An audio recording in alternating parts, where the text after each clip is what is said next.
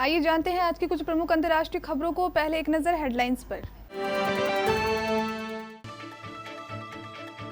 राजद ने किया वादा, सरकारी नौकरी में 85% पद बिहार के युवाओं के लिए आरक्षित, लगाई वादों की झड़ी।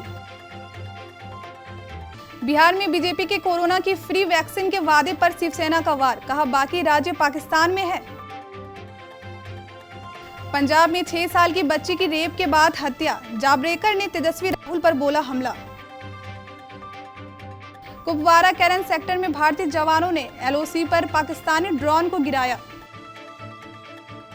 डकैतों ने छीना हमारा झंडा, जम्मू कश्मीर के पूर्व मुख्यमंत्री महबूबा मुफ्ती के खिलाफ दिल्ली पुलिस से शिकायत।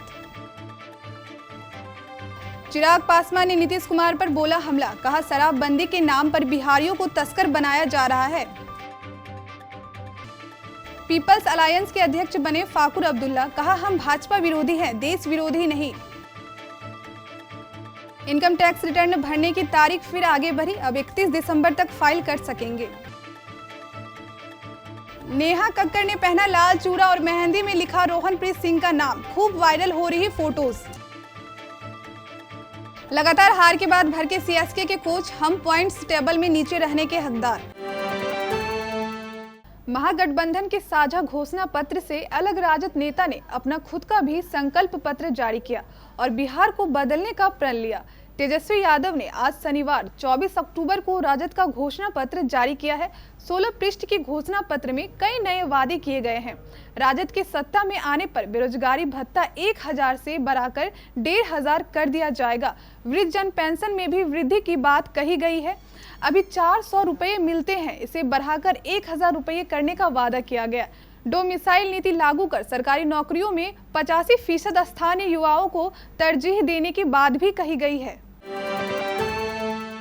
बिहार विधानसभा चुनावों के दौरान फ्री कोविड-19 वैक्सीन के टीके देने के भारतीय जनता पार्टी के इस वादे को लेकर वह बाकी विरोधी दलों के निशाने पर आ गई है।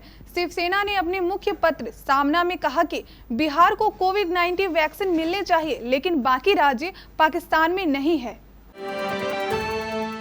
पंजाब के होशियारपुर जिले में 6 साल की बच्ची से कथित बलात्कार और हत्या के मामले में केंद्रीय मंत्री प्रकाश जावड़ेकर ने कांग्रेस पर निशाना साधा है। उन्होंने कहा कि टांडा गांव में बिहार के दलित प्रवासी मजदूर की 6 साल की बेटी के साथ दुष्कर्म हुआ और बाद में उसे मार दिया। जो हाथरस और बाकी जगह जाते थे उनसे मैं पूछता हूं, राहुल और प्रियंका गांधी टांडा क्यों नहीं जाते? राजस्थान में 10 जगह बलात्कार की घटना हुई, वहां क्यों नहीं जाते? आपको बता दें कि इस मामले में मुख्यमंत्री अमरिंदर सिंह ने पुलिस की जाँच की आदेश दी है। उत्तरी कश्मीर के जिला कुपवारा में नियंत्रण रेखा से सटे कैरन सेक्टर में भारतीय सीमा की टोह लगा रहे पाकिस्तान ड्रोन को सतर्क जवानों ने क्षतिग्रस्त कर दिया। यह घटना शनिवार सुबह 8 बजे की है। भारतीय क्षेत्र में आतंकियों की घुसपैठ कराने के लिए पाकिस्तान काफी प्रयास कर रहा है। कश्मीर में सक्रिय आतंकवादी संगठनों तक हथियार पहुंचाने, आतंकवादियों की घुसपैठ कराने के लिए वह मार्गों की तलाश कर रहा है।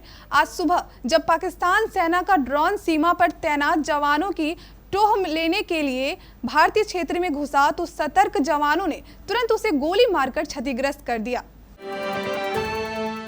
जम्मू कश्मीर की पूर्व मुख्यमंत्री महबूबा मुफ्ती के खिलाफ दिल्ली के एक वकील ने पुलिस को शिकायत दी है। उन्होंने महबूबा के बयान डकैतों ने हमारा झंडा छीना को भड़काऊ और अपमानजनक बताते हुए शिकायत की है। हाल ही में नजरबंदी से आजाद हुई महबूबा मुफ्ती ने शुक्रवार को तिरंगे और जम्मू कश्मीर के पूर्व के झंडे को लेकर बयानबाजी की थी। लोजपा प्रमुख चिराग पासवान ने बिहार में शराबबंदी को लेकर सीएम मुख्यमंत्री नीतीश कुमार पर हमला बोला है। चिराग ने शनिवार को ट्वीट कर लिखा कि शराबबंदी के नाम पर बिहारियों को तस्कर बनाया जा रहा है। बिहार की माताएं बहनें अपनों को तस्कर बनते नहीं देखना चाहती। बिहार के मुख्यमंत्री के संग सभी मंत्रियों को पता है कि बिहारी रोजगार के अभाव में शराब तस्करी के तरफ बढ़ रहा है, लेकिन सब के सब को मानो सांप सूंघ लिया है। जम्मू कश्मीर की पूर्व मुख्यमंत्री महबूबा मुफ्ती के आवास पर शनिवार को गुपकर डिक्लेरेशन के लिए पीपल्स अलायंस की बैठक हुई, जिसमें नेशनल कॉन्फ्रेंस के अध्यक्ष फारूक अब्दुल्ला और उमर अब्दुल्ला भी शामिल हुए। इस दौरान फारूक अब्दुल्ला को पीपल्स अलायंस का अध्यक्ष चुना गया तो महबूबा मुफ्ती उपाध्यक्ष होंगी। बैठक के बाद फारूक अब्दुल्ला ने कहा कि संगठन का लक्ष्य जम्मू कश्मीर और लद्दाख के लोगों को उनका हक वापस दिलाना है। फारूक अब्दुल्ला ने कहा, यह राष्ट्रद्रोही जमात नहीं है। हमारा लक्ष्य यह सुनिश्चित करना है कि जम्मू कश्मीर और लद्दाख के लोगों को उनका अधिकार वापस मिले। धर्म के नाम पर हमें बांटने की कोशिश विफल होगी।